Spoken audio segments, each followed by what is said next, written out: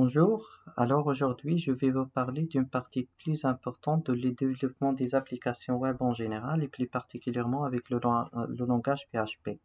En effet, quand est-ce qu'on a besoin de développer une telle application web? Alors souvent, on essaye de respecter les bonnes pratiques de développement, à savoir l'architecture 3TA, de lequel il se compose de la couche contrôleur qui est responsable pour intercepter les requêtes des utilisateurs et de lui traiter afin de lui retourner un rendu HTML.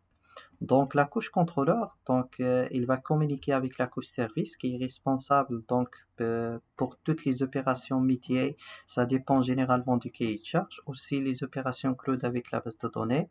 Et ceci est implémenté à travers ce qu'on appelle le pattern DAO, qui est l'objectif de notre démonstration vidéo d'aujourd'hui. En effet, le DAO, son rôle principal, il consiste à faire le mapping entre une table au niveau de la base de données et une classe au niveau du code PHP. Donc, ça consiste à faire le mapping entre ces deux entités. Et souvent qu'on trouve donc des frameworks, comme le cas de Java par exemple, il est implémenté à travers le framework Hibernate, la spécification JPA et bien d'autres. Mais dans la démonstration d'aujourd'hui, je vais essayer de faire une implémentation native à travers le langage PHP. Alors, pour ce faire, on va y aller vers notre éditeur VS Code, dans lequel on va créer un fichier d'index.php qui va jouer le rôle des contrôleurs, mais cette fois-ci, on ne va pas lui rendre à l'utilisateur un rendu HTML avec un design et tout, mais souvent, on va y afficher les requêtes avec la base de données à travers le pattern DAO. On va créer un folder qui s'appelle DAO. Donc, ce dossier DAO, il va contenir toutes les entités qui ont conçu à être implémentées afin de répondre aux opérations métiers et de même pour faire l'implémentation des opérations CRUD. Mais il est recommandé de regrouper dans un fichier qui s'appelle par exemple modèle.php toutes les fonctions communes à toutes les entités, à savoir par exemple la fonction de connexion avec la base de données. PHP classe modèle, de lequel il va contenir comme paramètre, il va contenir un objet de connexion avec la base de données. Mais puisque cet attribut il va être, ou bien cette classe plus particulièrement, elle va être héritée par toutes les autres entités, ou bien ce qu'on appelle les POJO dans le cadre, ou bien dans le cadre de l'orienté objet. Donc ils doivent être de la visibilité protected. Ça marche. Ensuite, on va créer la méthode de connexion avec la base de données. Aussi, il est recommandé de le mettre statique parce que c'est pas la peine de faire à chaque fois de créer un objet, d'accéder et de créer une connexion avec la base de données, mais nous pouvons le faire directement à partir du nom de la classe. Donc, ça reste juste une recommandation, pas plus, pas moins.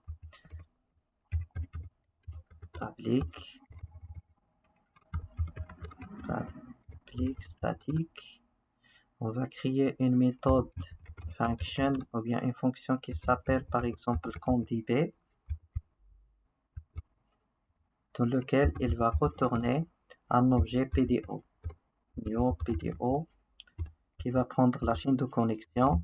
Le nom de l'utilisateur par défaut c'est root, mais comme habituellement je fais signaler, donc c'est pas recommandé de travailler avec l'utilisateur root parce qu'il dispose des privilèges étendus. Du coup, il est recommandé de créer un simple utilisateur qui dispose comme des privilèges seulement sur la base de données que vous souhaitez implémenter.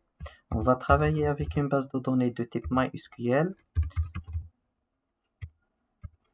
On travaille au localhost, avec qui on va spécifier à ce niveau-là le nom de la base de données.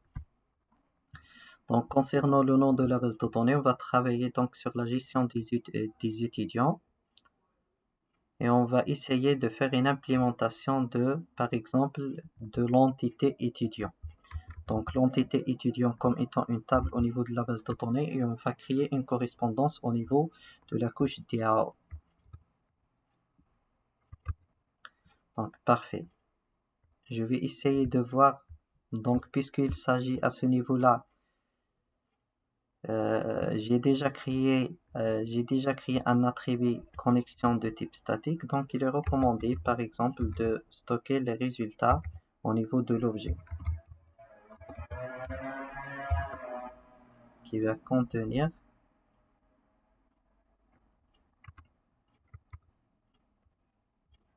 et à ce niveau-là je vais retourner statique de point et connexion. Parfait, donc je mets l'opérateur de résolution de T parce qu'il s'agit d'un attribut qui est de la visibilité statique. Alors je vais voir est-ce que la connexion ça marche. Donc au niveau du fichier d'index, la première des choses, il faut faire ce qu'on appelle un require once qui se trouve au niveau de DAO, et par la suite on va faire appel au fichier modèle.php. Alors je vais créer un objet, ou bien je peux faire donc directement l'appel. Je vais faire appel directement à modèle, et plus particulièrement la méthode conDB. Je vais faire un petit test. Alors je vais afficher un simple message success par exemple. Si c'est pas le cas, alors je vais afficher un message d'erreur.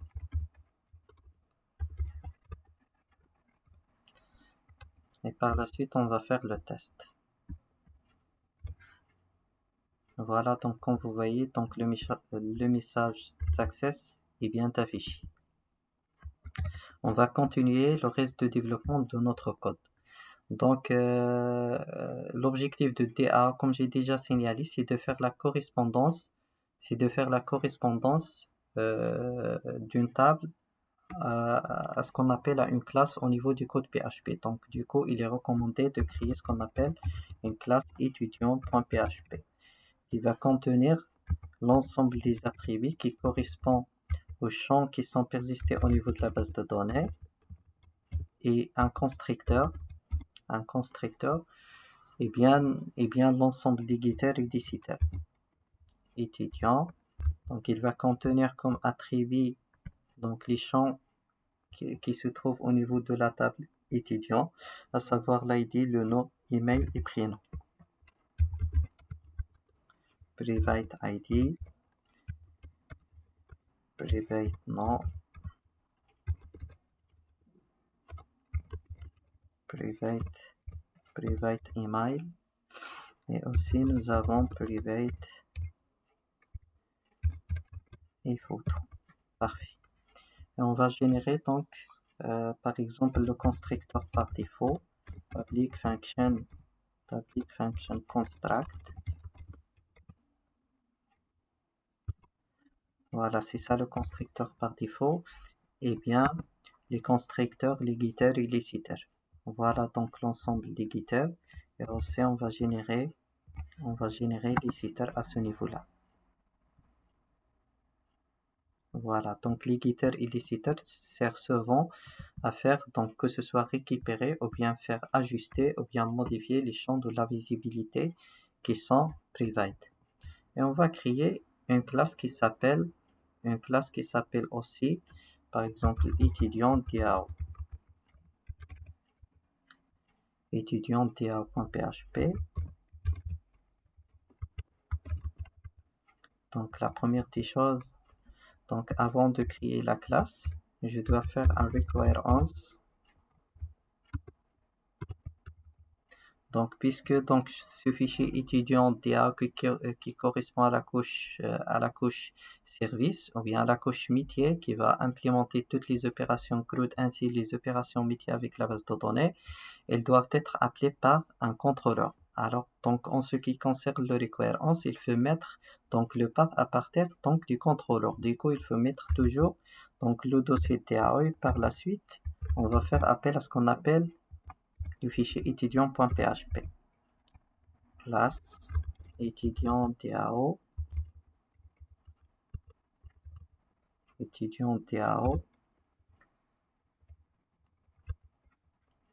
classe étudiant DAO. Donc on va commencer par exemple le développement le développement de ce qu'on appelle la méthode ou bien la fonction, par exemple, get all student. Get all student. La fonction get all student. La première des choses, il faut faire appel à la fonction de connexion avec la base de données. Du coup, il faut faire un requirements, donc du fichier qui s'appelle model. Model.php. Ça marche. Donc, je vais créer ma requête de laquelle je vais faire appel à model. Ensuite, je vais faire appel à la méthode prepare de l'objet PDO. La méthode prepare de laquelle je vais faire une requête de récupération de tous les enregistrements au niveau de la base de données. Select étoile from étudiant, je pense ça s'écrit comme ça. Donc une fois notre requête elle est préparée, on va faire l'exécution. Et requête execute. Et par la suite, on va retourner tous les enregistrements au niveau de la base de données. Et requête fetch all. Parfait. Et requête fetch all. Et on va s'assurer est-ce que ça va marcher ou non.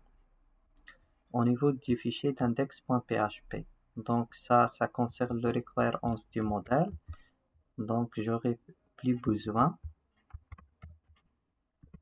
Je vais faire un requirements plus particulièrement à la classe qui s'appelle étudiant DAO. Je vais créer un objet à partir de cette classe, new étudiant DAO, et je vais faire appel à la méthode DAO qui s'appelle DAO get all student, de lequel je vais stocker ça au niveau de result. Et par la suite, je vais afficher le contenu du tableau et result.